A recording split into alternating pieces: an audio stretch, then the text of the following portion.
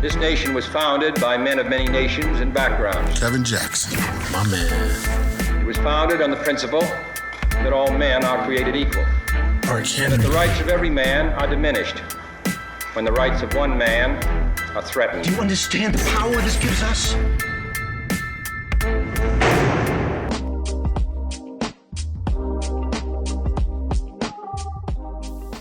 What's up, good people? This is your boy Hark Henry. This is the By All Means Necessary podcast with your boy Hark Henry and Kevin Jackson. My man Kevin Jackson. Retired police officer Kevin Jackson. His first name is Retired Police. So yeah, this is our second episode here. So we've been working on some things. You know, real life kicks in. It's hard to kind of keep up on the podcast, but we are going to do a better job of it. We are also going to change the name of it. We don't know what the name is yet, but we'll get to that soon enough because there's too many By All Means Necessary out there, and we want to be the best at what we do and don't want to get confused with anybody else. So this topic here, man, if you guys haven't been watching Netflix lately, but there's a documentary out there called what's White Hot. White Hot. And it's about Abercrombie and Fitch and how racist their marketing plan was, and how it didn't include how it was so discriminatory, and they got in trouble for that crap, and that's why Lex Wexner had to step down because that stuff caught up with him, man. A whole lot of stuff was catching up with him. Yeah. People outside of Ohio didn't know who Lex Wexner was until all that hit. Right. Your boy, what's the guy that kills himself? Jeffrey Epstein? Yeah, he killed himself. Yeah, Epstein knew who he was. They used to hang out. He used to manage his money. Yep. Probably a couple managed some other things too. Nasty pervs. But yeah, so we was watching this, checked out this documentary, and me and my wife watched it, and then I sent the link over to Retired Police to my man Kevin for him to check it out. And I said, man, I think this be a good topic that'll keep us going forward, man. So what did you think about it, man? Well, thanks for letting me have to see that, man. 'Cause I had skipped over it when I was watching. I do some Netflixing and everything, and I kind of skipped over it. But what did I think about it? I thought that it was just blatant, outright racism, and society allowed it to happen. Right, and this was late '90s, early 2000s. Yeah. This is not Abercrombie and Fitch is an old company, but this was a new style. And one of the things I found remarkable about that whole documentary was the guy who was in charge of the marketing and basically he just took over the whole thing from Wexner. He was unapologetic, didn't realize, did not care, still don't care, didn't make any kind of statements that said that, I didn't know, the normal stuff that when people get caught up. Right. He never did, and I think his arrogance about not having to apologize for what he did is telling, because I can remember when I was telling you earlier that when Abercrombie and Fitch became popular, I lived in a predominantly white area. Right. And so we saw that fashion, and I really wasn't, they weren't marketing for me anyway, regardless of my color. But I feel like, how did they get this through? Right. How did this occur? Right. In this woke nation of people watching for everything, all things racial. Right. How did that happen? Yeah, because me and my wife were checking it out, and like you said, I knew, because me and my brother had to talk about it, because I used to work at this place at J. Riggins back in my younger remember J. Riggins. and I think Abercrombie was right across the hall. My brother said it was, because my brother used to work at the mall too. He worked at Structure. And I remember the setup, because they had the doors with the vents on them, or whatever you call them. and there was a wall when you went in because you couldn't actually see in there. Right. It was just a poster, the picture of the white dudes or whatever. Right. And somebody standing outside. And just then, I didn't think about it being racist, but I knew it wasn't for me. Right. The vibe wasn't right. Right. This is not for you, as other stores have done. Right. And they made it clear that it wasn't for me. Right. And a lot of times when we try to be, we try to point towards those things that in society are racist and its effect, it's kind of like, it's a vindication where people say, well, y'all should just get over it. But this is yesterday, y'all. This ain't 1865. This ain't even 1965. Right. This is yesterday. So how can you say get over it? But also look at how this was able to continue on. We, like you said, we knew. I don't think I've ever been in one of their stores. I haven't. And I thought maybe maybe it was because of my age.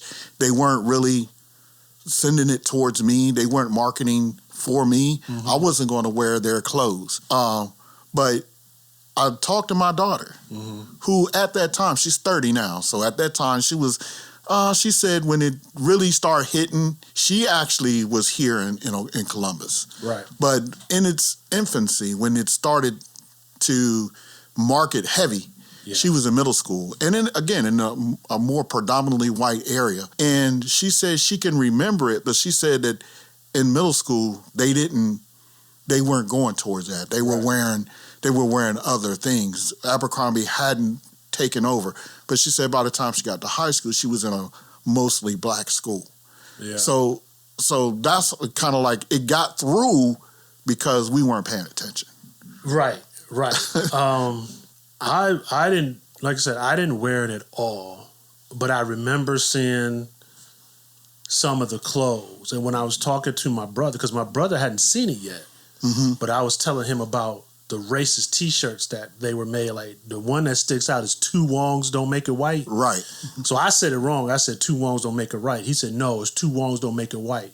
He said, I remember seeing kids wear that. And I'm like, are you serious? He's like, yeah, I remember a lot of kids wearing that. And just the outright carelessness and racism that the whole store was based upon, what they said, the American image or something. Oh yeah, well those are code words anyway. Right. So everybody in America is blonde and blue eyed still. Right. Yeah, and I mean that's a old tactic. Right. It's we don't. I remember one time I was talking to a friend of mine, and I said, you know what? I said we can't wait around looking at racism as somebody calling you the N-word, because that's not going to happen. No. But they still discriminate against you in other ways. There have been ways of calling a black person the N-word without saying it. The effect of the N-word is enough because it was used for a purpose. And these guys, they just blatantly said, oh yeah, well, we're not going to hire this person because they don't fit the image, which is a buzzword. Okay, what image are you talking about? And they said that it was the image of what we conceived to be beautiful. Yeah. And that is the biggest crime of oppression, racism, and all those other isms, to put everybody on notice that if you don't look like this person on this poster, then you're not worthy. And they didn't have a problem with it. Right. They just did it. Right. And it really was towards gay men. But that wasn't even a... Because the guy who took the picture was gay. He took a lot of pictures, and I told my wife this too, but like a lot of pictures of Abercrombie and Fitch were homoerotic. Right. And he ended up having relationships with some of the guys, and if they wouldn't have the relationship with him, their career be over. Yeah. One guy said, oh yeah, we don't need you. Yeah. One guy said, no. And he said, I got a call 5 minutes, said, well, you're no longer needed. Right. It's just crazy. Like what they was doing with women, now they was doing with these men. Right. And again, the people who are on the inside, the people who are flourishing in this environment didn't see a problem with it. Right. So the indictment is not only just about the person, I can't remember his name, Freely or what was his name? The president guy? Yeah.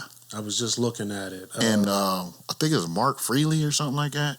It wasn't just him, because everybody had to go along with that, and everybody knew. Mike Jeffries. So this guy, he was what he was. But all these other professionals and all these other people went along with it for what?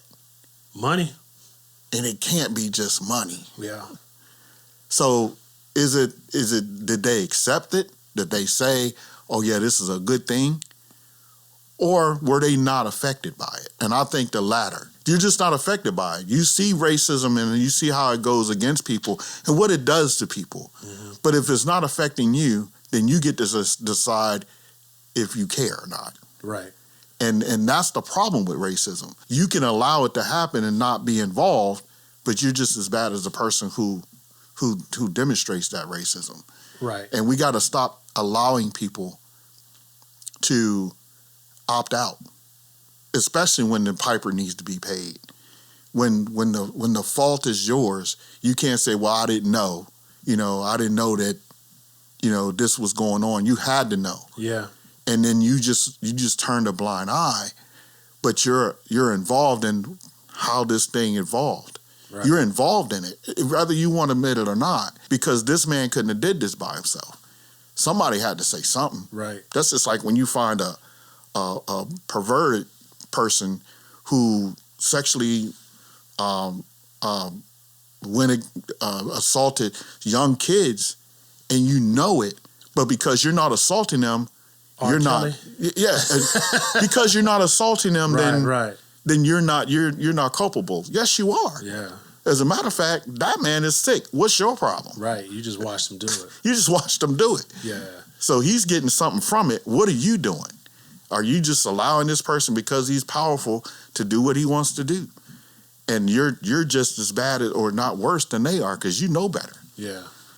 Yeah. I look at it like I call it soft racism, because I compare it to what they did here in the late 90s, early 2000s, in my opinion, isn't any different to what they was doing to us in the South in the early 30s, 40s, or 50s. No, because the outcome is the same.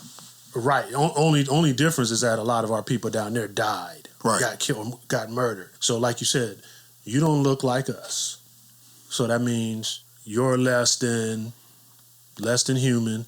You don't deserve my respect. You don't deserve to drink from the same water fountain or ride in front of the bus with me. Right. Same thing. Same thing. They did the same thing to these people. You don't look like this, so you guys have to stay in the back. You got to stay on the outside. Right. you got to stay. You got to do inventory. Yeah. Can't switch your shifts. They wouldn't let the girl switch her shift to the day shift because she was black. Oh no, you can't come in the light. Right. We don't want to see you. Mm-mm. And they did the same thing to whether they were black, Asian, or whatever. Right. They did the exact same thing. And it's funny that you say that, because people again say, well, you need to get over it, stop playing the victim or whatever. But that just dismisses the damage that's done with segregation, Jim Crow, race, slavery, and all that. That had an outcome. That had a consequence for that.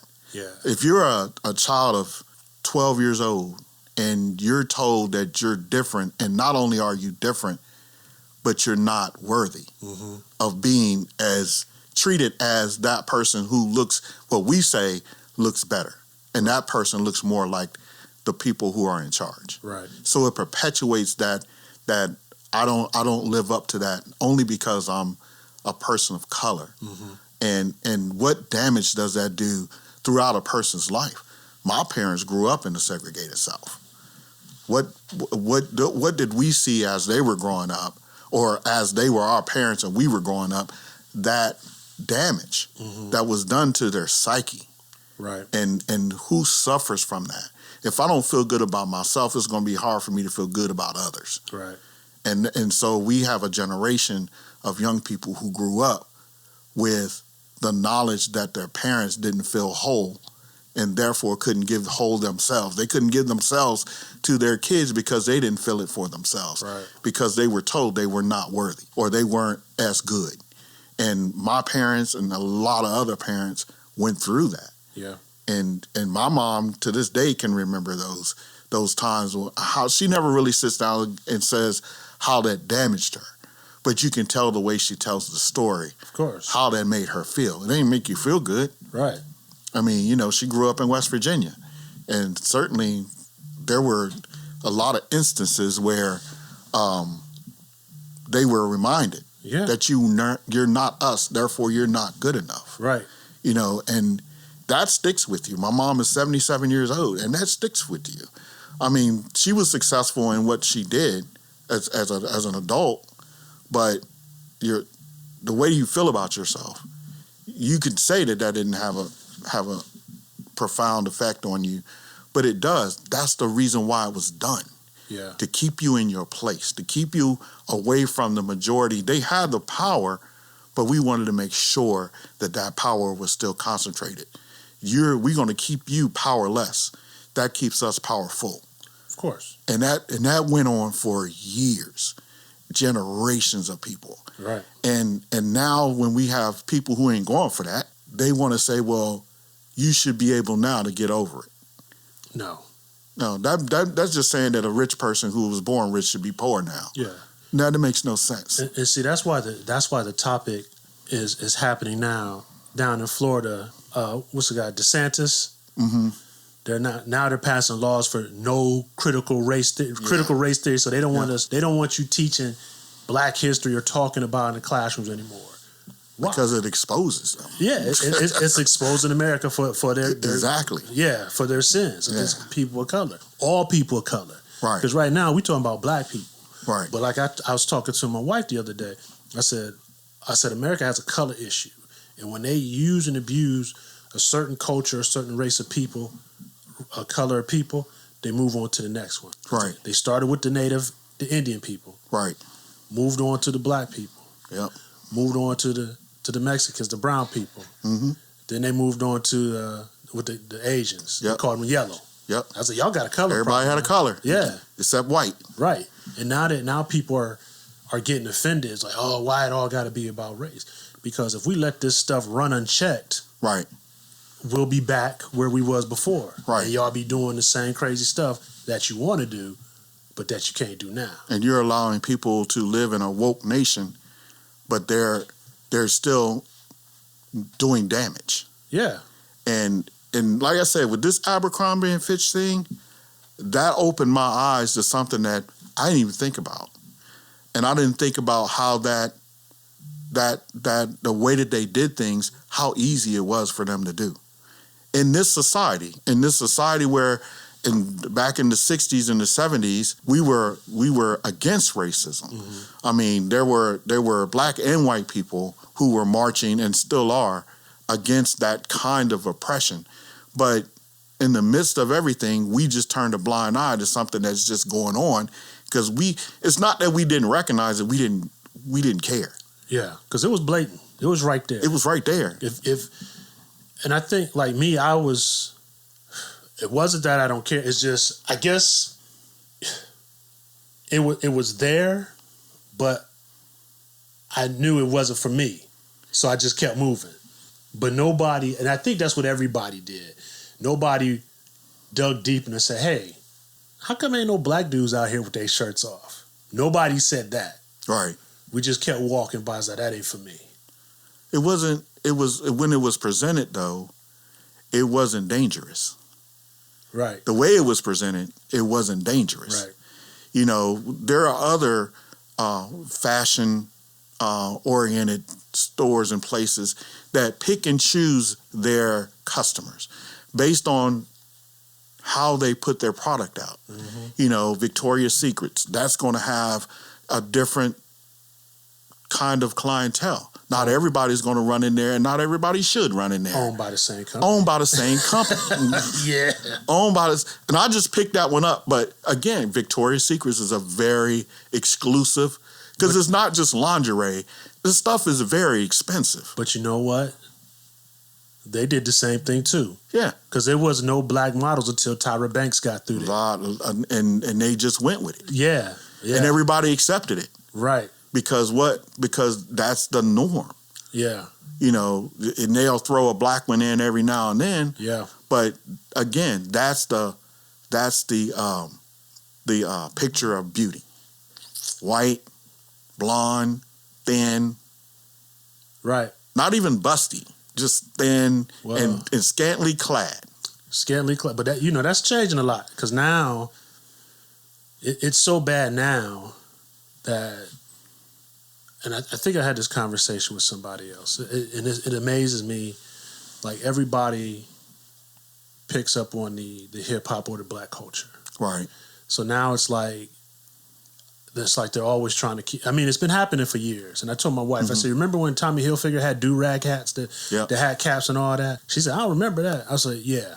Yeah, they had the white boys wearing like Tommy on the stocking cap on their heads and stuff like that. And now the thing is they want to be busty. Because remember the women, they wanted big chests. Right.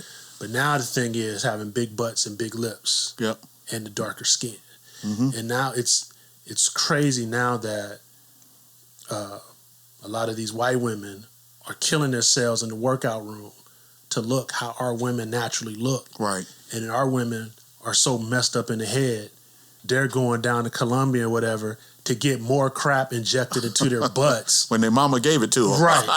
Right. And that's what I got. I'm like, because what is wrong with you? Look at the suggestion, though. Yeah. This is what beauty is. Who makes that decision? Who makes the decision what good looking is? Right. You know, who told you didn't look good enough? I mean, I may have chose my wife. I did choose my wife based on what my values were, what I thought beauty was and is. And nobody can tell me. There might have been some people that's like, oh man, I can't believe you're going with her. And there have been people who have been like, oh man, she's gorgeous. You know, so it's what do they say? Beauty is in the eye of the beholder. Right. So now we've allowed people to define what beauty is with our own children. Right. Because they are emulating people who, like you said, had emulated the beauty of black women. Mm-hmm. And they wanted to be like that, but and everything black is got to be enhanced. I mean, you're enhancing it now. Yeah. You know, your behind is getting bigger. You know, or your eyelashes got to be looking like a camel walking around. Gosh, and then for me, I'm biased because I don't like a lot of makeup, but why does it have to be so extreme? It's excessive. It looks ridiculous. And I'm like, case in point, Little Kim. See, that's an over exaggeration. Right. Now, when Little Kim first came out in early mid 90s, yep, I thought she was fine as everything. I thought she was fine. When I see her old pictures, I'm like, man, Little Kim was fine. Right. Now today, and all the enhancements and all the stuff, I can't even see herself. I can't even see that person in there anymore. Kind of like Michael Jackson. He's done so much, you can't even see his original self anymore. But who told her? And it had to, of course, I think she's been abused here and there. But who told her that you weren't pretty or that you weren't beautiful or you wasn't good enough the way you were? And why'd you take it to the extreme? And why can't you see that it's not helping you going forward?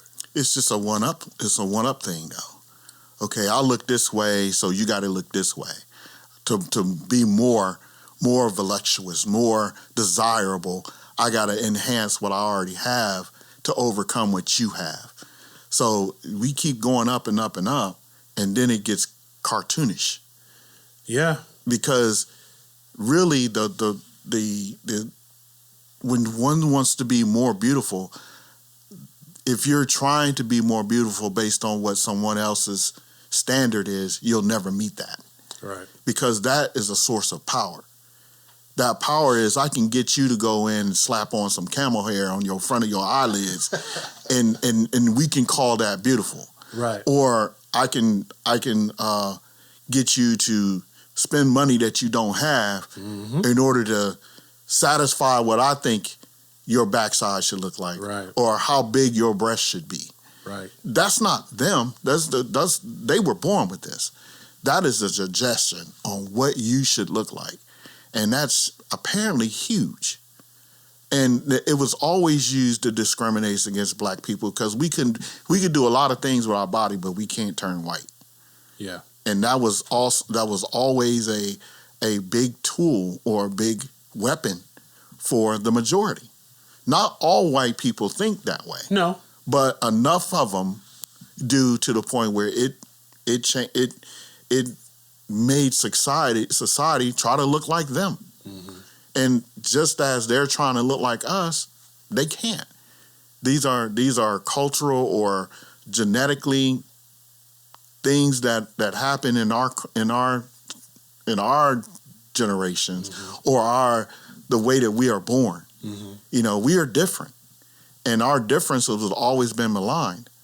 It's like when he got big lips. Mm-hmm. Well, now they're celebrating big lips. Right. Oh, she got a big butt. She must not work out well. Now we want a big butt. Right.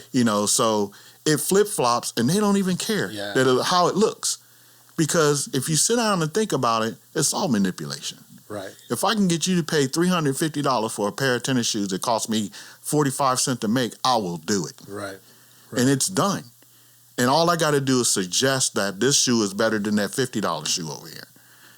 And it's been done to the tune of billions of dollars. It's being done right now. And when that mind is being manipulated totally, all the time, mm-hmm. to a way that you should think, oh, what is a thug?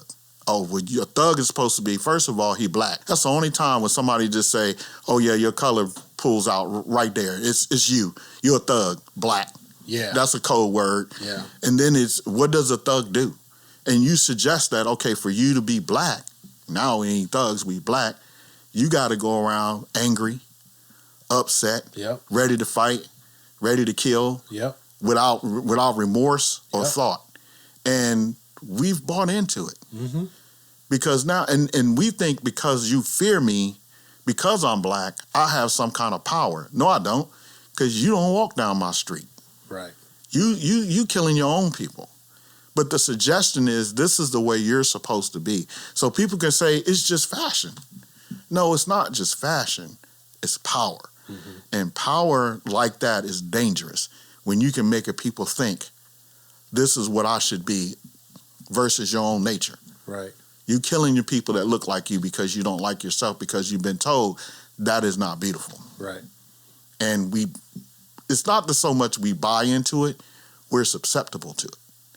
You go into a community that doesn't have no hope and no power, mm-hmm. and no sense of self. Yep. Then they're just waiting for a suggestion on what I should be. Yep. And it's been going on for a long time. Yeah, and I totally believe, and I've said this 1,000 times, I think we're our own worst enemies. Because like you said, some of us are powerless, so then we try to create power, but we create the wrong type of power for ourselves. Right. And we glamorize the things that are horrible for us. Right. Instead of creating better things that are better for us. And what the contradiction for me, not for me, but the contradiction I see is that you try to take these horrible things and adapt them to our community, but you're not adapting to change the community, but that's not really what you're doing. No. You know what I mean? Like, I like even with music, we got these guys now, I don't know what they're doing or saying. Right. But then they want to like, oh, I'm trying to bring business back in the hood and do this. But you're not projecting yourself, or your image is not in a positive way that will create business right. for our community. It'll create business for their communities. Right. Because they're going to take it and run with it. Right. We make a clothing line. Oh, I want to make a clothing line for our community. It's not going to benefit our community, because they're going to take your ideas and put it in a different type of store that we can't afford. Well, that we're going to break our backs to try to afford. Right. So that's why I said we're kind of like our worst enemies in this situation, especially with fashion. Kanye's the biggest one. I don't care what nobody say. He's the biggest hypocrite when we have issues like this. So, you know, he wants to talk about the culture and a lot of them. I'm not even gonna start dropping names, but he's a big one because what he's done is taken bad parts of our culture and try to profit off of them. Like those slides, those sandal shoes. Yeah. That cost like $300, $400, $500. Right. Those are jail shoes, man. Yeah. Those are jail slippers. And y'all cats, most of your uncles and cousins got them free. Right. They're orange. Yeah, they wasn't free. Right. There was a payment. Right. Now, and then he take a sweatshirt and rip some holes in it. So he got y'all out here paying $500-$600 to look poor. Because if it was for the community, you buy me a pack of T-shirts. Right. And let me put something on my body. You'd make it more affordable. Right. You make it more affordable. Not stick it in the Gap. And it's not. The black community needs to, again, what you said, we need to turn inward and stop looking at the bombardment of things that are coming to our community to destroy it. Mm-hmm. That's Americanism. That's been going on since the first dude got off the boat and didn't want to. Mm-hmm. So it shouldn't be surprising that Abercrombie and Fitch subjugated our community. That's been done so many times. Right. It just doesn't make sense. We need to stop looking at the compassion coming from people that have no compassion for us. Right. We need to stop doing that. We need to stop saying, oh, well, you don't understand. You don't understand. But you know what? I'm tired of talking to you. Yeah. So therefore, I'm going to talk to the people who do understand. Right. I'm talking about those people who do understand what hunger is. Do understand what you did affected our community. I'm not going to talk to you about how it affected it because you don't care. Right. But I'm going to talk to those people that it did affect, and I want to see how to reverse it. You did it. You might have did it unwittingly. You might have did it because you didn't care. You might have did it on purpose. But all of those things don't equate to you helping me. Yeah. I don't care how much I can sit and talk to you, and we talk about critical race theory. We could talk about how slavery and the things that were done in the slave days and Jim Crow, how it affects people now. We can do that all day long. But if you don't have the ability to understand how that feels, again, that's just like trying to explain blue to a blind man. Yeah. You can't do it. So we need to stop trying. I'm not saying that. I'm not looking at nationalism. We need to turn inward. The pain is inside the community, not outside the community. Right. It's inside our community. And what we need to do is we need to heal from the inside out. So that means that when our young men are out here killing each other, we need to focus on that. And everybody said, well, where the guns coming from? Who cares? It doesn't matter where them guns come from. We need to get them guns out. You ain't got to pick them up. Yeah, we just got to get them out. Right. We don't care where they came from.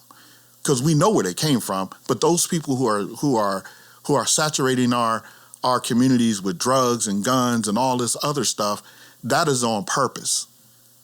They're doing it for a reason. They're doing it for the outcome. And if you go back to the oppressor and say you are oppressing me, thanks for the news. We already knew it because that's what we're trying to do. Right. So let's look inward.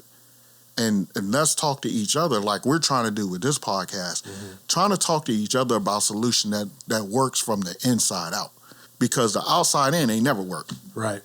You know, that as I was reading a book, I think you gave me the book, and they were talking about the civil rights movement and how everybody was out there and rah, swish and bomb, and, you know, racism is dead and all this. And there was a faction of people who were in charge that were counteracting the voting rights bill, the civil rights bill. Yeah. They were counteracting it. And what it was welfare, COINTELPRO, and all those other things that were used against us, even though they conceded that the civil rights movement was gonna continue on.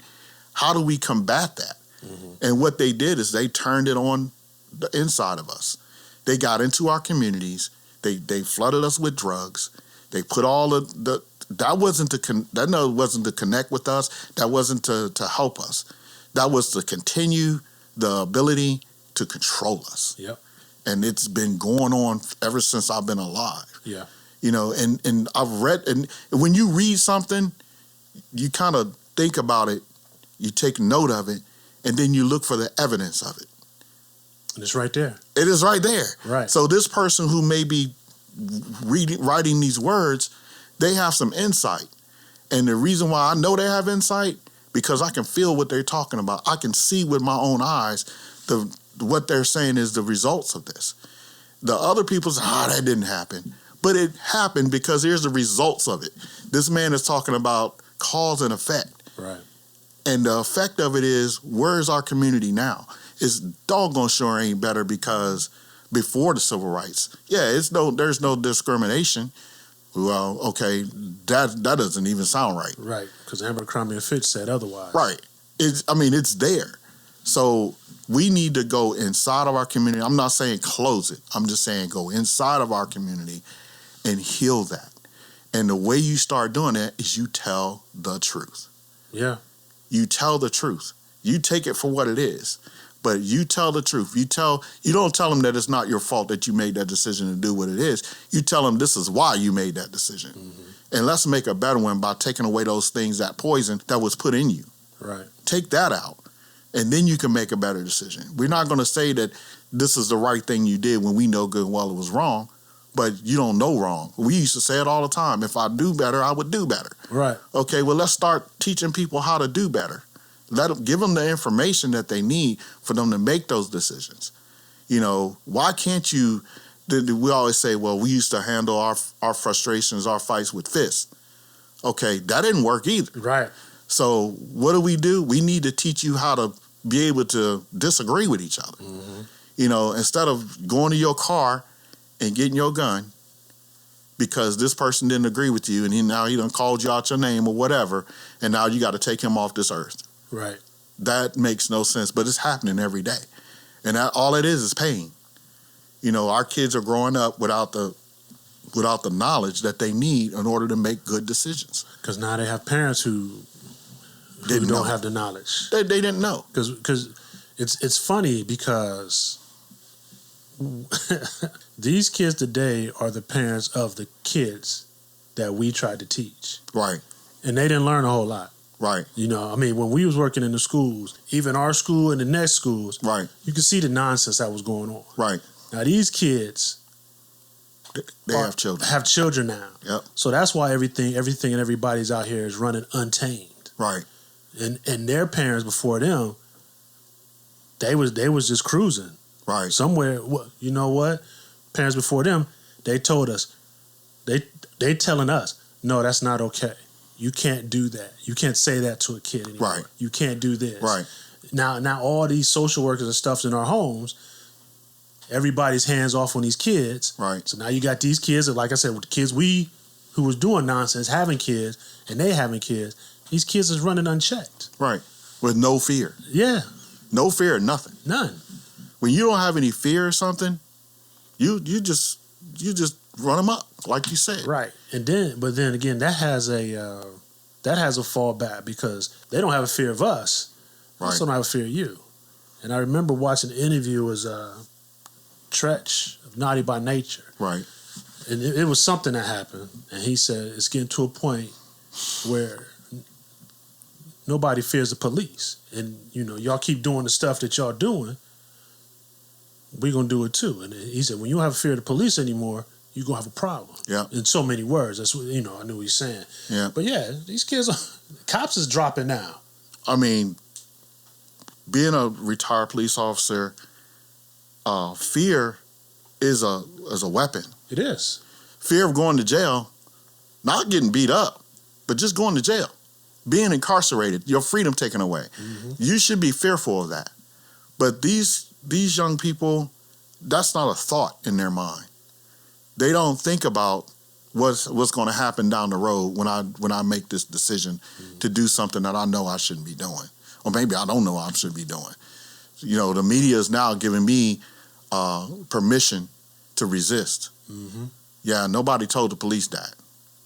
Because first and foremost, they're going to be police officers. Right. If they lose their authority, then we all better go ahead and get armed up. Yeah. Because if you have people out here saying that you can't do that, you can't arrest me, even though I stole this car, even though I beat my wife up, or even though I shot at this person, you don't have the authority to take them there. Who does? Who's going to right the wrong that you just did? Well, I ain't wrong. This is what I wanted to do. Mm-hmm. See, when we have a mentality like that, we in trouble, because that means everybody is on notice that this can happen to you. It don't take much. I know young men right now who are in prison, and I guarantee you, they might not thinking about it now because they 18, 19, 20 years old. But 30 years later, when they still locked up, they're going to get wise. They're going to get wisdom. They're going to I'll spend 30 years locked up because of something that I did, and I didn't even think twice about doing it. Right. Because it was just as dumb when you did it. It's still dumb because I'm still here. Right. And I'm not getting out. So I wasted my entire life on a decision that I made because I didn't think. And people were telling me that I should think. But they don't have the authority to do, like you said, they're running them up. They were always told, hands off. You can't do that to that child. You can't tell that child what to do. Mm-hmm. A child having a conversation with their parents, I don't even know where that comes from. You do what I tell you to do, period. Right. That's gone. Yeah. Because you get kids yelling at their parents, 4 and 5 years old, well, y'all going to do this and I'm going to... No. You can't do that because that child wants to do what makes them feel good. Right. I want to eat 12 candy bars for lunch. That makes me feel good.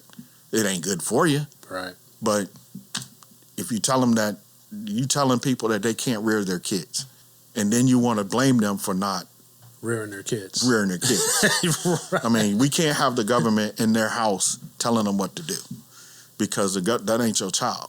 Right. We know that because dealing with these kids at our school, if they would have been ours, they wouldn't have been in that school. Yeah. I had a couple kids like, you ain't my daddy. I said, if I was, you wouldn't be in this school. For real. You wouldn't be here, and we wouldn't be having this conversation, and that wouldn't have came out your mouth. Right. I'm going to tell my mom you said that. I said, tell her that she might agree with you. Yeah. Yeah, she might. Yeah. She might try to send you home with me. I was an OG back then. But yeah, I just think that, when people say that we should wake up the right way, though. Yeah. Don't just wake up drunk, because that don't make a whole lot of sense. You're not paying attention. And the thing for me, man, we got to stop. As we're waking up, we got to quit being complacent. And I say that, man, because I see things. I've always saw things. In my early 90s, I started, this, I started reading Malcolm X and all that. Right. And that's what put on the headlights for me. So I see things. My wife says I'm crazy. I said, I'm not crazy. This stuff is happening right here in your face. Right. And even watching the Abercrombie and Fitch thing, she was shocked. Right. And I'm like, dude, I'm remember this store. But now the thing that's happening, we're waking up and then we're being complacent. And now it's like, and I talked to my godson about this the other day. We were talking about black businesses. Mm-hmm. I was talking to this guy from my job who has a husband who helps businesses. So he said, oh, yeah, he helps minority-owned businesses. So he said, yeah, black businesses or minority businesses is the thing now. Like it's a trend. Is it a chic? It's like it's a trend. And I said, I don't know how I feel about that now. Because why are we a trend when we should have been getting this respect years ago? Right. You know what I mean? So it's like such a trend now. It's one of these clothing designers, I don't remember which one. I don't know if it's Polo or Tommy Hilfiger or one of them. Their ads now, because they used to do those college ads with kids sitting around. Right. That same photographer did those too. Right. The kids sitting around the picnic table. Now they're doing ads like that at the black universities, at the HBCUs. Yep. So, now you want to acknowledge that we have schools that offer something to the nation. That's been doing it for years. But it takes you guys to recognize for it to be legit. Right. But it's been going on for centuries. Yeah, and I give all props to Dion, because I think since he got at Jackson State, and even though he's like on the sports side of it, but ever since he's gotten over there, more things about HBCUs have been popping out. But I was like, we've been here for decades, man. Right. I've always been in on them. Right. Now they're saying Now they're recruiting our kids from a couple NFL teams just hired a couple kids from HBCUs for undrafted free agents or something like that. Yeah. Mm-hmm. So now they're signing our kids. They've been there. Yeah. They've been there. I think that's the underlying effect of racism and oppression. It is. We are conditioned to think that if white folks don't agree, then it's not good. Right. And even I think unconsciously we do it a lot, where we have to have some kind of validation outside of the community, outside of the black community, and that's a condition of being oppressed. You value someone outside of your community. You value their opinion about what you're doing, and we've been conditioned from day one to do that. And we need to, when you say wake up, we need to wake up to that condition. We need to stop lying to ourselves and saying that, that doesn't affect me. It does. It does. It does. I had a preacher tell me one time that me and my son-in-law, who's white, we were working in the community, and he had this way of talking, and it was just not conducive to working in the black community. Mm-hmm. He talked a lot about money, that kind of stuff. Right. And I said, man, you got to be careful, because when people start talking about money to people who are working in the community, they become suspicious, because it now looks like that's all you're doing it for. That's not what he was doing it for, but because he was outside of the community, he didn't know how that should go. And the preacher told me, he said, no. He said, we need this guy because he's white and he gives us more validation. And I said, I don't believe that came out your mouth. Right. That's my son-in-law. I love him. But I don't believe that just came out your mouth. Right. You are someone who, you have a congregation that looks up to you as a leader, but you can't make moves until somebody validates you. And it has to be a white guy? What kind of, where does that come from? Is that a sellout? Is that a sellout? It's not a sellout. It's a condition of being conditioned to know that you have to be somehow, you have to have a stamp on your head saying he's good enough because I said so. Yeah.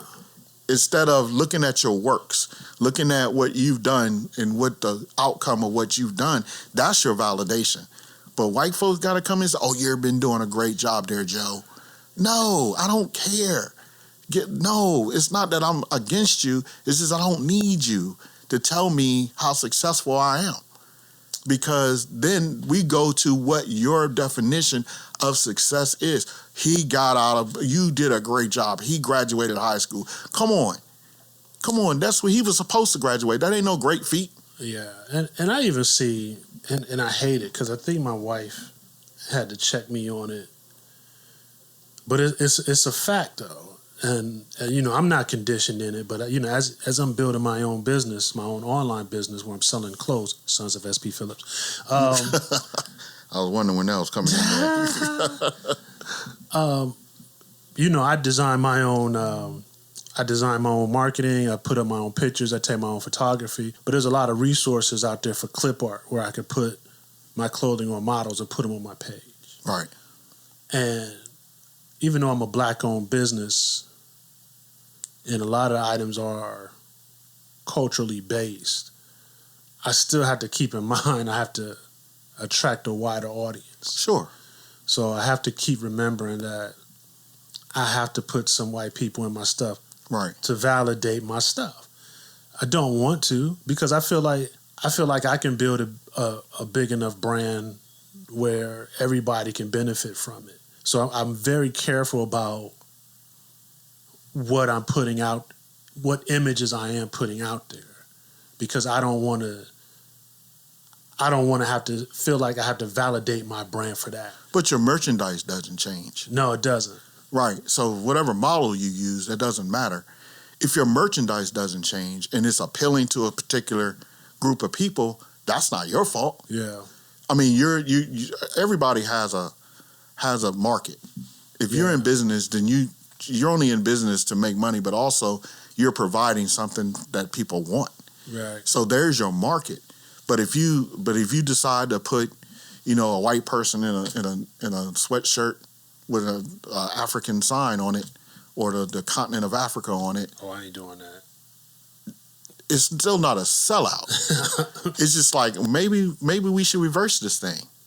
Let me share this with you, man. So you ain't gonna do that, man? You just well, I make sure everything I do is I go multicultural with a lot of things. Yeah. So that's the one thing I do, and certain items like my shirts that I design and stuff like that, I make sure that they're putting out a message. So we have these shirts that says, "I am a life that matters." Yeah. And then I have these shirts with like, a fist for justice or equality. I think it says equality. So one of the pictures I put together, it had a Caucasian young girl, African American girl, and I think the other girl was Asian. So of course the black girl had the "I am a life that matters," and they both had the equality shirts on. And then I had another one where it was just a African American boy with a bunch of Caucasian guys, where he had on a shirt "I am a life that matters," and they had on the equality t-shirts. And I did that for a reason. Not to validate him or sell out, but to say we're all equal. Right. We just look a little different. Right. So I try to do that.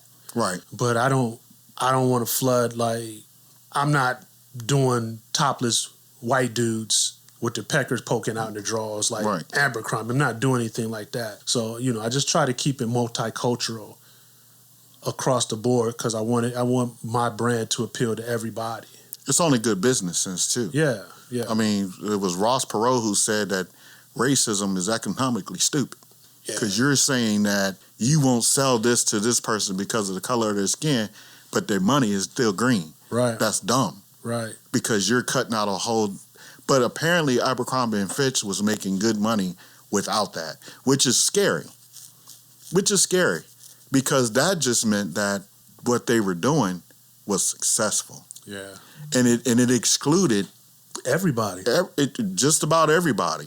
But they were still being successful. That's the dangerous part. Yeah. Because now you're saying that this is an exclusive club of beautiful people, and you're not ever going to be able to join it. That's racism. That's classism. That's a whole lot of isms that are not good. Mm-hmm. And they didn't seem to have a problem with it until somebody started looking in their pockets. Yeah, until they had to cough up that $20 million. Right. And then now it makes a difference, And my thing is, again, we go back to this. All those complacent individuals that were around there. You guys knew this. You were here. You can't now say, "Oh, we didn't know." You had to know because they gave you a list of who they were looking for, and you went down the list of these features that this person had to have just to work in the store. We ain't talking about models. We're talking about people working in the store. Yeah. And the guy who did it, he was probably thinking that was the greatest thing in the world because now not only do we have these models that are fit, they live in the gym, they're, like you said, they're scantily clad. Mm-hmm. They're going to appeal to gay men as well as regular men because it was subtle. Right. And we found a niche, and our niche is we've decided what beautiful is, and now these people are playing into it. And we surrounded all of our product with what we decided is beautiful. Right. And we don't care about what effect that is. And it worked. It worked until it didn't. And they made a lot of money. It went so much that, Wexner said that's the reason why he got rid of it is because they were big enough to be their own company. Yeah. But he probably was like, y'all can't do that. This is not going to end well. Mm-hmm. And they did. So the only thing is, one of the reasons why maybe a lot of black people, even to this day, don't respond to that is because it's not in our community. We need to look inside. Now, I remember the boycott. I remember a boycott on these 4 officers. They were Secret Service or something like that out of D.C. I was in Annapolis at the time or worked there. And they went into a Denny's. Okay. And the Denny's was crowded, always. And then these guys sat down and they ordered their stuff. They were all black. And they ordered their meal. And they kept sitting there and they were waiting. And then all of a sudden they were like, wait a minute, these people came, you know how you do when, these people came in, they got their food, blah, blah, blah. And they were making inquiries about why their food wasn't there. There was someone in that store or in that restaurant that told them, y'all's food been sitting there on the ready line for a while. They just don't want to serve you. And this was while I was a police officer, so this ain't 1965. Right. I was born in 1965, so we're not talking about 1965. So the word got out because they were distinguished. Right. Because they were, I think they were Secret Service. So it got around and everything, and then we just jumped up and said, we're going to boycott Denny's. And the first thing I saw on TV was a commercial for Shoney's. It was black folks smiling and everything because now they recognize that damage that they did to themselves. But the one thing that happened that I didn't agree with, and I still to this day don't eat at Denny's, why did we give Denny's an out? Oh, you got to change this, that, and the third. Dude, it is 1990, almost 2000, and we still dealing with this. And then we going to boycott you and then give you a chance to win back our favor? No. Yeah. I'll tell you what. How about every black person that decided to boycott Denny's never eat there again? That puts everybody else on notice. Right. That puts y'all on notice. If you do this now, you're never going to get our service anymore. We'll go somewhere else. That is power. That's power for us. Why we keep allowing people to buy their way out or to say, you know what, maybe we were wrong. Oh, you knew you were wrong when you started. So you did it. You got caught. Yeah. That's a difference. You're not mad or you're not sad that you were wrong. You sad because you got caught and now you got to cough up this money. Yeah. I wouldn't buy Abercrombie and Fitch nothing. You can't socks nothing. And they still don't fit. They don't make their clothes to fit us anyway. No, and that's a big thing too, man. And because that's the issue I have going shopping in certain places, and I'm like, that's not built for me. Right. That's not built for us. It's not designed for. I mean, women can tell you that more than anything. Right. Because it's like murder trying to buy a pair of jeans that fit them correctly. Right. Well, we ain't gonna bring her up because we work with somebody who was bottom heavy. Right. And I remember her having that gap in the back in her belt. Trying to squeeze it around. Mm-hmm. They don't make stuff for us. I mean, there's stuff out there now. My wife isn't that physically proportioned, but she struggles to find stuff for her. Right. And there were days, or there were company apple bottoms. She used to overcome that. Yeah. That's what apple bottoms originally was made for. Then they bought them out. Was a black woman, and then they had a different negative connotation to them because of how they were presented. Yeah. As an enhancement other than a good fit. Mm-hmm. And so they were pricey. I mean, they did cost some money. Right. So even when we try to stay within and look inside there's always going to be something because they're afraid of us being successful. Right. Because there's a negative consequence of that. So they think. I remember going to Walmart and I saw this old white lady with a pair of apple bottoms. Right. And they didn't fit on her right at all. Right. They weren't sorry, ma'am. Yeah, they weren't filled in or anything. And I'm just like, yeah. Nah, so I mean, even when we look at Black Wall Street, that was in the news today about them allowing the survivors of that massacre to sue the state of Oklahoma and the United States for what happened. Mm-hmm. And not only for what happened, for what it created. Mm-hmm. Look at all the wealth that could have been. But they were afraid that if these people that we oppressed now decided that we don't need you, we make our own food, we grow our own food, we sell it in our own stores to our own people. That cuts you out. That cuts out your ability to control us. And that was the threat that Black Wall Street and other places like that had, was that when we look inward to say that we built this country, so I know we can build this community that we need to live in without you, that was a threat.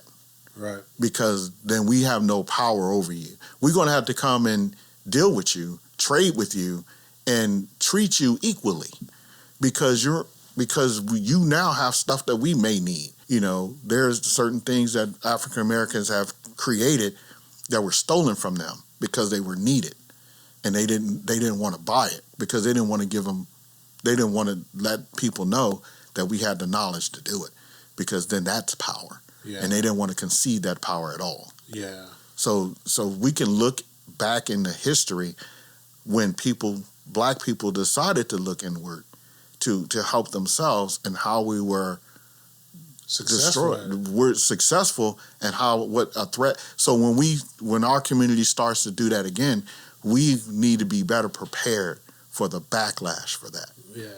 And I watched some movie. I forgot what it was, but it had something to do with a car wash. Something in the 60s. Not a car wash, but a gas station. Mm-hmm. I know there's a story where this black guy had a gas station, and nobody would come to it. Mm-hmm. And, they harassed him and everything because he was taking gas from them down the street. Right. So they was trying to shut him down. Right. But he stayed with it and all this, and then something happened with the guy down the street, where he had to, end up changing his ways, or he got embarrassed, or he lost it or something. So then they start coming to the black guy's gas station and was making them a lot of money. And of course, they still got mad about it. Mm-hmm. But it's just like you said with Black Wall Street, when we become independent and self-serving, certain people get threatened by that, or they want to buy into it. Oh yeah, yeah, and that like I said, black business is trending. So now they want to buy into it. Right, they want to help you out. Right, when they're not. And before, you were doing ads and advertisements where you didn't even want us to be involved. Right, and when black people start to show or have shown our worth, like you said, now they want to buy in because they don't want to miss out. No. Look at the housing market and what happened in 2008. And what happened was the government decided to relax some of the restrictions that were on discriminatory restrictions that were on black people, redlining, those kind of things. Right. But guess what happened? Somebody in the know, inside of the financial system, found a way to exploit it.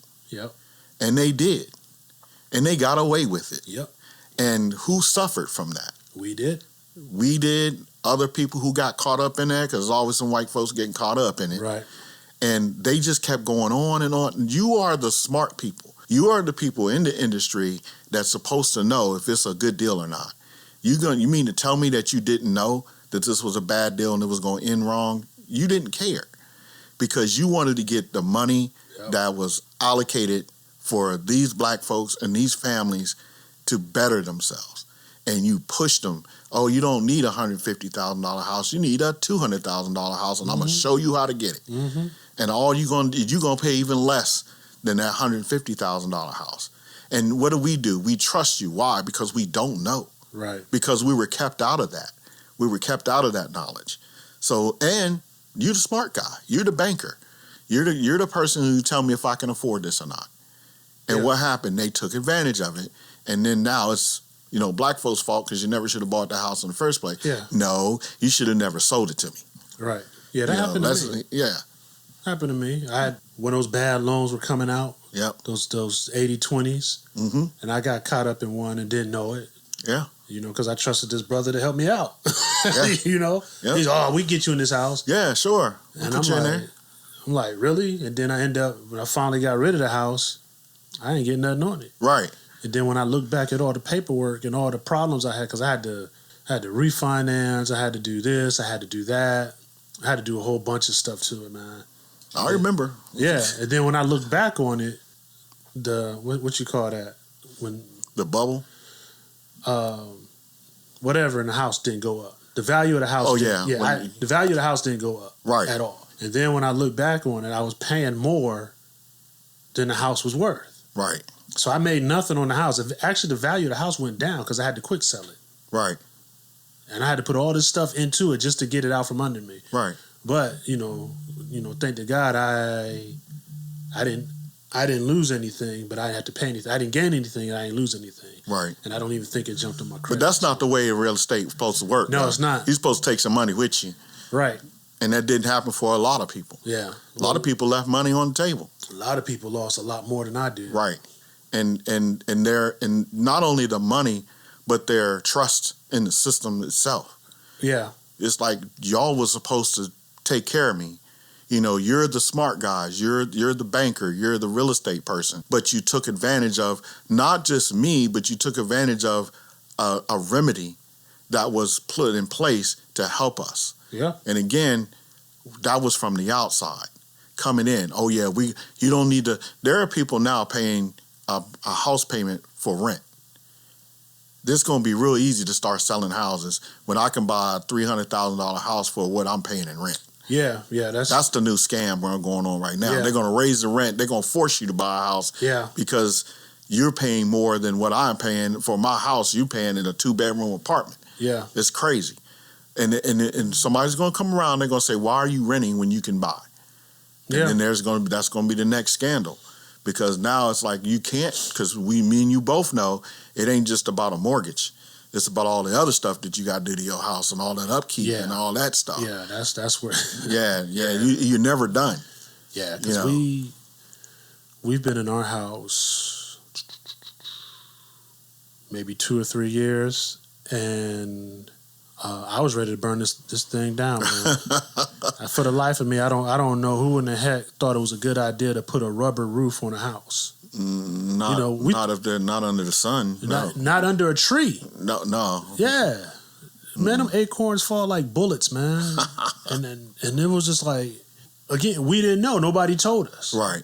The guy inspected. He said, "Oh, it's a rubber roof. It's okay." And I'm like, rubber roof? That don't sound right, man. Because I know how rubber acts when it gets in heat. Right. It shrinks. Yep. When it get wet, it shrinks. So we had that issue, man. So we had to put a new roof on the house. For the longest, they kept telling us, "No, you can't put a roof. You can't put a roof on this house. You can't put a roof on the house because it's a slanted roof." Then I had this one guy and his mom. He said, "This is what we do." Right. He said, "I'm gonna give you a satellite image. I'm gonna show you this. You can put a roof on this house." And they put it on there, and we've been straight. You know, they were honest with me. Right. You know, they helped me. It didn't cost us that much either. But they got paid. They just didn't get rich. Yeah. They just didn't get rich. You didn't try to get, and that's the thing. When you're from the inside, you can understand this dude ain't got that kind of money. Mm-hmm. You know, I can try to get 10, 20,000 out of him, but that ain't gonna happen. Right. And he's not going for it. So do I make some money, or do I just lie to him, hustle him out, try to hustle it out? Yeah. You know, and again, coming from the inside, we understand each other more than anybody does. Right. And so we need to stop allowing people to come in and telling us, "Oh, you need this and you need that." How you gonna tell me what I need when you don't know what I need? Yeah. You just need to sell it to me, or you just need to get some kind of control out of it because you supplied it. I don't need you. That's the worst thing that somebody in control wants to hear. Yeah. You know, we earlier were talking about domestic violence. You want to see some domestic violence? Let a wife tell your husband, "You don't need you." Especially an abusive husband. Right. "I don't need you." Right. "Oh, yeah, you're going to need an ambulance." Right. "You ain't going to need me, but you're going to need an ambulance because now you're telling me that I'm no longer in control." Right. So that's the same thing with communities outside of ours. How are you going to tell me what I need when I don't need you? because you have done things to me that has not put me in a better place. Right. You know, you're afraid of us, and you're afraid of what we can do, and therefore, for years and decades, you kept us to our highest potential. You kept us from it. Right. Because of your fear, not because of you don't want us to be equal. It's because you don't want to be under us. Right. And in every way, fashion, or form, you find a way to exclude us. Right. Or make us feel inferior. Right. And it's blatant. It's out there. And it worked. Yeah, but you'll use what we got for your benefit. Right. But you'll push us out the way.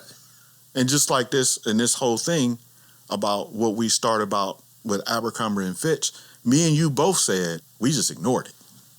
Man, pretty much. Because we're used to it. Man, when I get back to that conversation, it wasn't, and it's just like, I just knew, you just walk past it, because I'm like, that ain't for us. I'm not going in there. You know? And, yeah. Because it just was, I knew it wasn't for us. Maybe at my age, they was like, oh no, they're not marketing towards me. So I got an out. Because I was already in my early 40s. Late 30s, early 40s, they wasn't looking for me. Well, you know, and I wasn't fit like them dudes on them. Yeah. You know, on the poster. Yeah. Which that was definitely a desired effect for them. Right. Not only were these guys overly fit, but they were also white. Yeah. So we can't be neither one of those. I mean, we can go to the gym all day long, you know, but we not gonna be white. Yeah, because even, like I said, I talked to my brother, because even he used to work at I said it before, he worked at Structure, because he was like really into, you know, Structure, real preppy and all that. Mm-hmm. And even he said it just wasn't for him. Now, he's way younger than me, so he was in high school when it came out. Right. He worked at the store, Structure, a little bit after high school, I think. But he even said he knew that store wasn't for us. He said it just. But Jay Riggins was. Yeah, because we didn't have naked men on right. You know. But think about where we were at. Like again, I was in my late 30s, early 40s. Right. But look at where we were at. We were still wearing suits. What was Jay Riggins selling? Suits, sweaters, it was coats, preppy stuff. Yeah, you know, preppy for, you know, the brothers went in there, and you know how we wanted to look. Yeah. You know, and so again, their marketing was towards us because we stayed up in there. I know I did. I was me and my homeboy was in there. We was about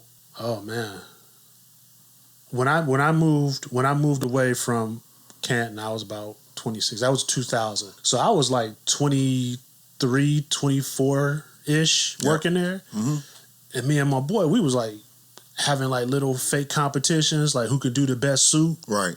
We put them up in the window. People come in, I want that suit, I want that suit. And there, I think I want to say Abercrombie was right there. I kind of remember it. So that division, even in fashion, a lot of times, maybe it was easy for us to dismiss it because we were never marketed towards, especially black men. Yeah, we weren't marketed the same way that they marketed to white college kids or white preppies, or we were never that. Yeah. So that's the reason why we were able to dismiss it, because we dismissed American Outfitters. Yeah. You know, we didn't go there. Yeah. Or Banana Republic. Yeah. You know, I've probably been in Banana Republic once. I've been in there. I went in there a couple weeks ago because it was going out of business. Yeah. Yeah. So maybe they should have included us. But, but there's a lot of places. Fashion is always this is another divider. Yeah, and even like those places you said, their fashion is based on stuff that we wear, that we create. Right. But it's not marketed towards us. No. So I went in there, like you can go in there, get a pair of jeans or something, you know, however we wear jeans now or whatever, or the sweats, however you see we wear sweats. All that stuff is like our fashion, our style. Right. But it's not marketed to us, because these pants I bought like these jogger khakis or whatever so I can wear around with some sneakers and whatever. The pants was like $80 pants. Yeah, I don't think I've ever paid $80 for a pair of pants. I didn't either. I got it for $12. Oh, you did say they were going out of business. They was going out of business, man. So. Maybe because they had $80 pants in there. Exactly. You know, and again, that marketing is not towards us. I mean, you know, now our young people, they look at that as a status symbol. We've always done that. You know, buying stuff that we can't afford. But when it comes to really true marketing, there's always been a dividing line. Yeah. You know, and I told my wife this the other day that, like I said, the guy who did those Abercrombie pictures, the same guy who did Tommy Hilfiger, Polo, and all that. And I said, if you think about the pictures, they were the same setup. Abercrombie, they were just half naked, but they was like out in the field, sitting around a table, at a farm, or whatever they were doing. Tommy Hilfiger always had everybody out in the field with the clothes on, at a table, playing football or something. The same setup. But they had on more clothes. And Abercrombie Tommy would have only one black guy. Right. Every time. It'd be that Tyson Beckford dude or somebody else. And Polo, I don't think ever seen a black person in a Polo ad. I don't even think I really even saw an ad in a magazine that I was willing to look at that had those kinds of Polo, Ralph Lauren and all. Yeah. And again, they never wanted to cross that line. And they would have the same black guy in each one.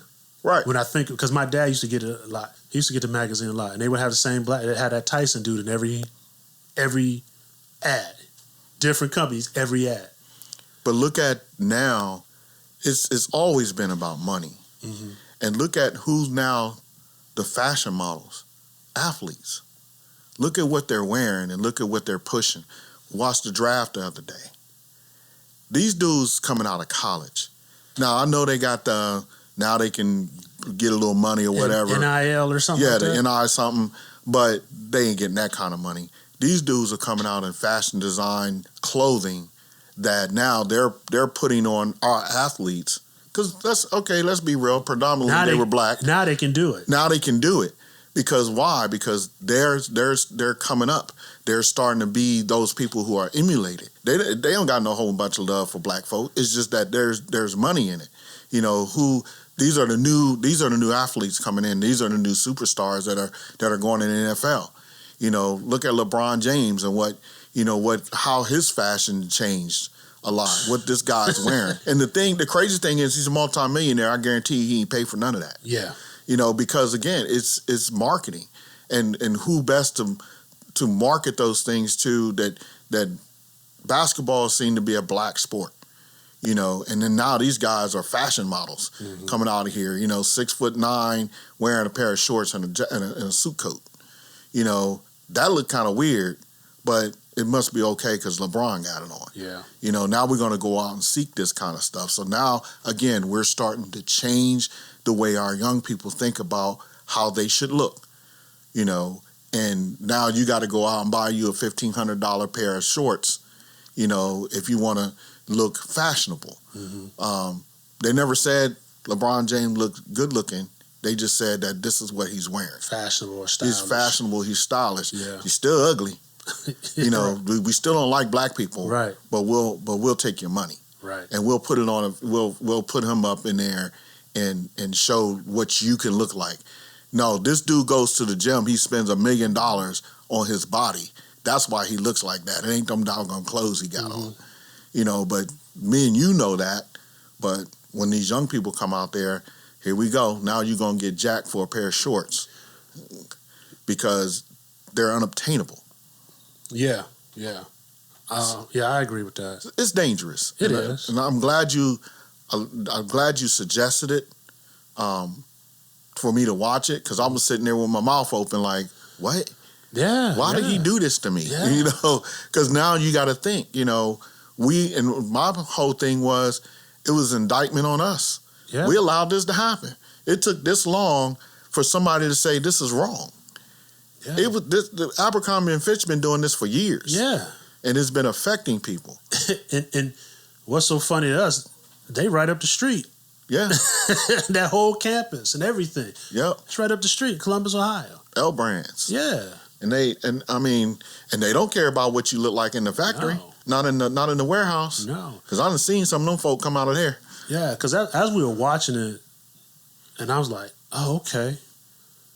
This is making sense. Why they was laying off so much. Yeah. Because there was a point where they were laying off a lot of people. And I said, oh, that makes sense. L Brands, Abercrombie, they laying folks up. People was getting fired because of that mess. Yep. And they should have.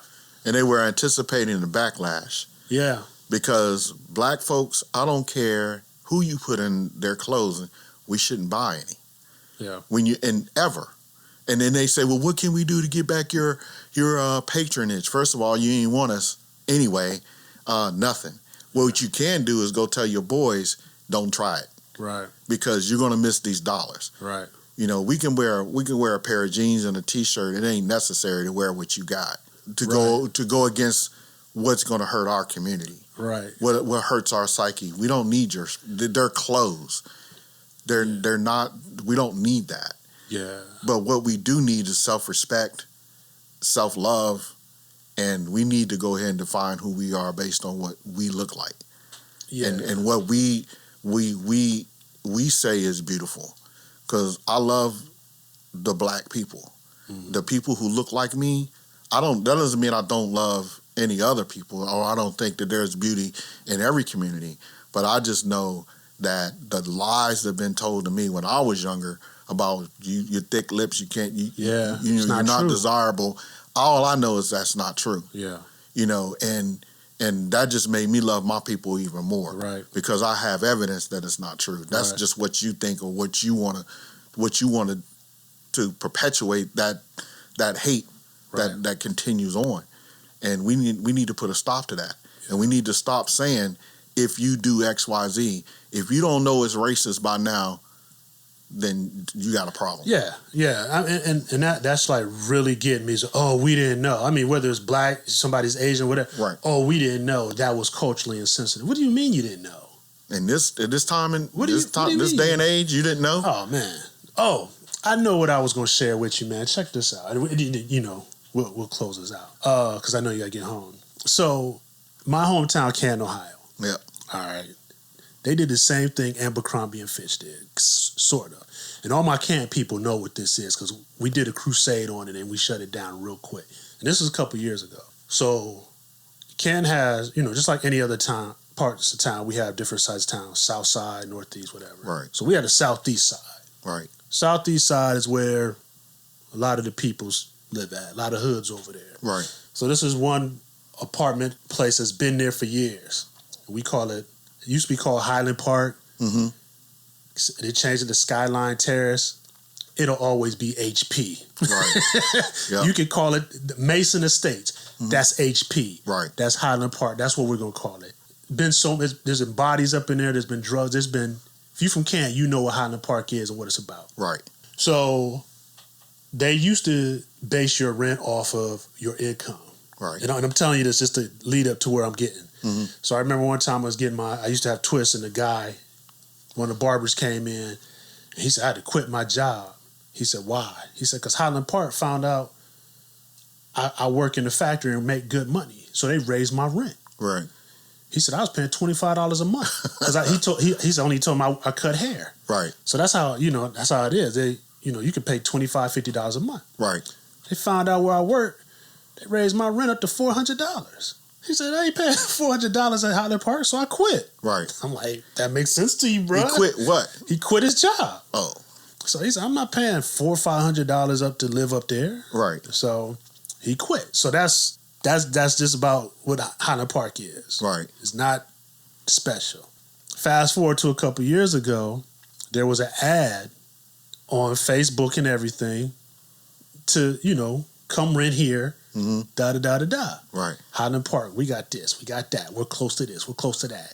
And they had a white couple, a white family on the thing. Right. So I saw it, and my wife says I keyboard thug. But I saw it, I'm like, what Highland Park is this? What Highland Park is this? Because this ain't the Highland Park in Canton, Ohio that I know. Right. So I put it out there. I'm like, hey, what Highland Park is this?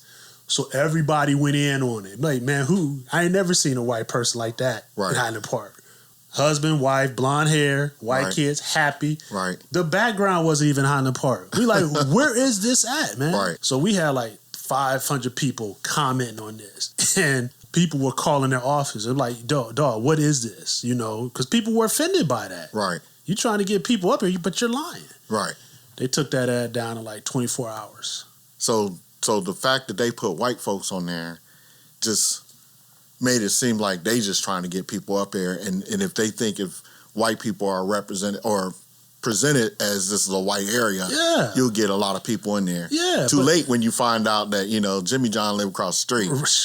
But Mr. Leroy is somebody. But I mean, why would you put an ad up there like that when this is our community? Right.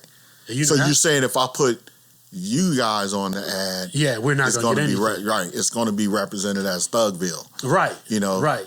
Same stuff they did in the 50s. Yeah. You know, putting white folks on album covers to try to make it seem like exactly the Four Tops and all that. Yeah. Yeah. Oh, because it's much more appealing if we put white folks on there, right, than the black dudes that.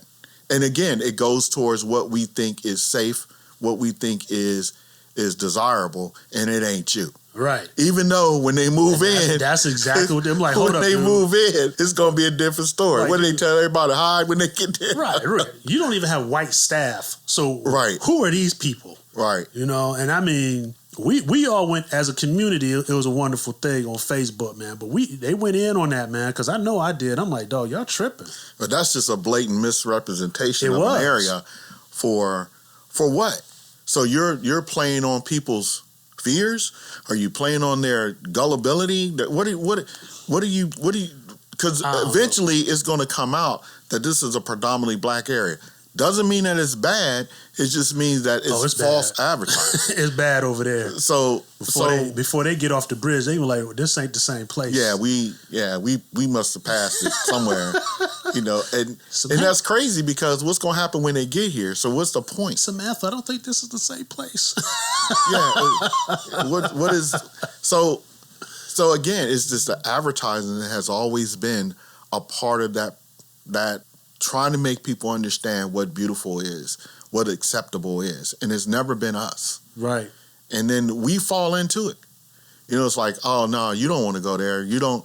You know, it's just like I saw this dude. It was a one guy about hockey, and he was a black man, and he broke the color barrier in hockey. They called him the Jackie Robinson of hockey. I know what you're talking about. And then it's like, so this lie has been going on all these years that black folks can't play hockey, but you got this dude that broke the color barrier years ago, and it's just never talked about him. And the only reason why black folks thought hockey was in for white folks because they ain't see black folks doing it. Yeah, I didn't hear about that guy till a couple years ago because the Blue Jackets put on the event and they honored him. I thought I had seen that. Yeah, that's the only time. I'm like, who was that? It's just a power of persuasion, but it's dangerous. It's dangerous because you're limiting people to what you want them to do or what they believe. Black folks can't swim. I can swim like a fish, but people say, "Well, you don't see black people in the pool. You ain't come to the black pool." Right. So that thing about, well, it's just a great thing that this black person can swim, and we've been swimming for years, y'all. But you perpetuate that lie because it fits what you want it to fit. They ain't want black folks in the pool with them. Right. So that's not something that you should be doing. I was on the swim team. I didn't know I wasn't supposed to be on the swim team, you know, but I was at the black pool, so nobody said I wasn't supposed to be there. So I just kept swimming.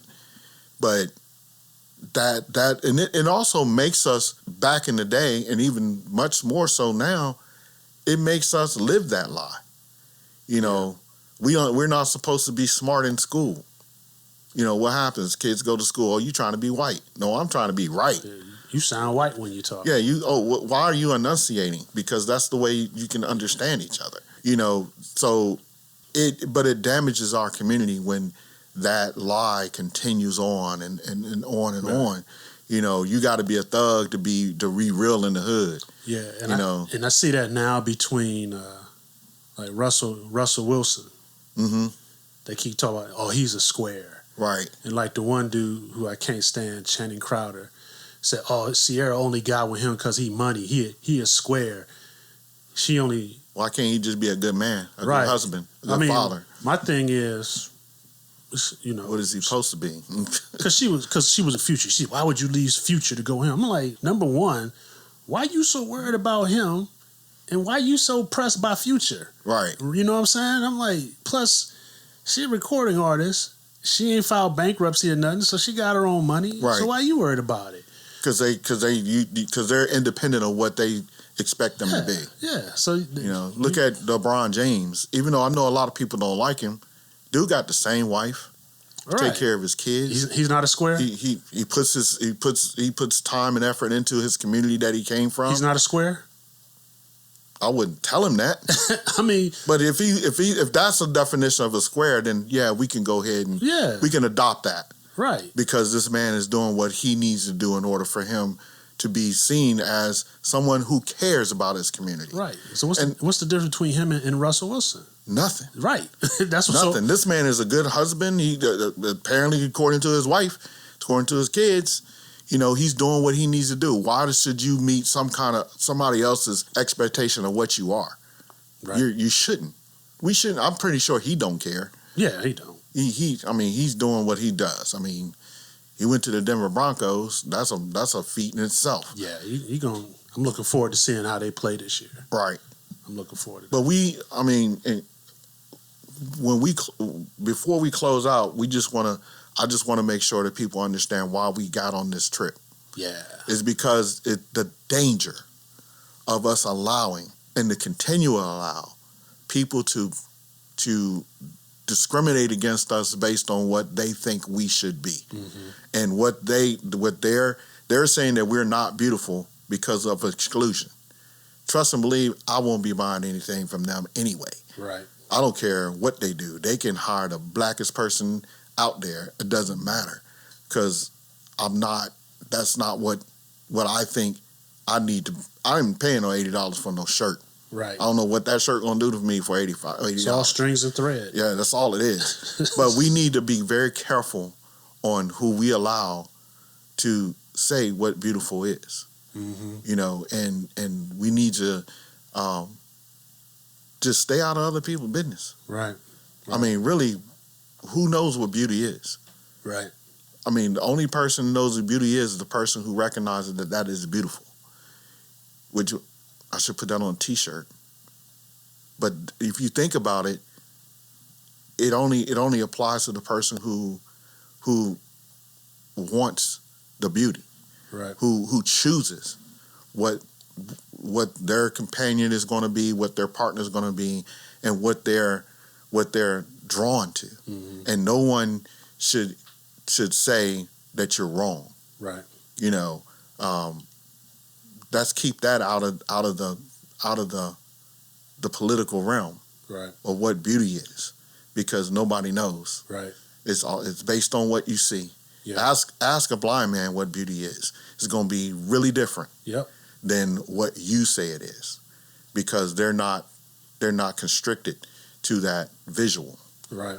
But they know what beauty is. Right. So I don't know why I get all so much on blind people, because maybe I think they're more sighted than anybody, because they don't get messed up in all of the visual things that they see. Yeah. So you're right. So it's just my thought. Yeah, and my 2 cents on that, man, is just, like you said, stop letting people tell you just how attractive and unattractive you are. Right. Be yourself. Yep. Know your self-worth and your value. Stop listening to people, black, white, or whatever, telling you that you're not good enough. Right. You're not beautiful enough. Stop destroying your bodies and your mindset. Stop destroying your mind, and just focus on you and do the things that you need to do. Brother, I appreciate you coming on here, because when we get on the mic, we go long and strong. Check us out here. This is the By All Means Necessary podcast. That name is going to change. We don't know yet. So we'll figure that out. We'll keep you in tune. We appreciate everybody tuning in. Make sure to check out Sons of SP Phillips at sonsofspphillips.com. We give style and attitude a dress code. We have designer clothing, apparel, and accessories for men and women, new and pre-owned, so check it out. If you don't see something you like, trust me, there will be something on there eventually. Check out the Thursday podcast with me and my wife, The Her. And you can also hear us on Sundays on WMVU.org and gospelimpactradio.com. Tune in to follow us on the Two Harks on Instagram, Facebook, and our YouTube, Two Harks as well. And you'll also, pretty soon, you'll start seeing some platforms for By Any Means or whatever we're going to change the name to, podcast. Maybe that should be the name. Yeah. Whatever we going to call it, podcast. Right. It ain't about a name. Right. It ain't about a name, podcast. Yep. No, we'll figure it out. We'll let you know. All right. Well, thank you for tuning in. Thank you for stopping by, brother. All right. I appreciate it. Anytime. Yes, sir. Peace.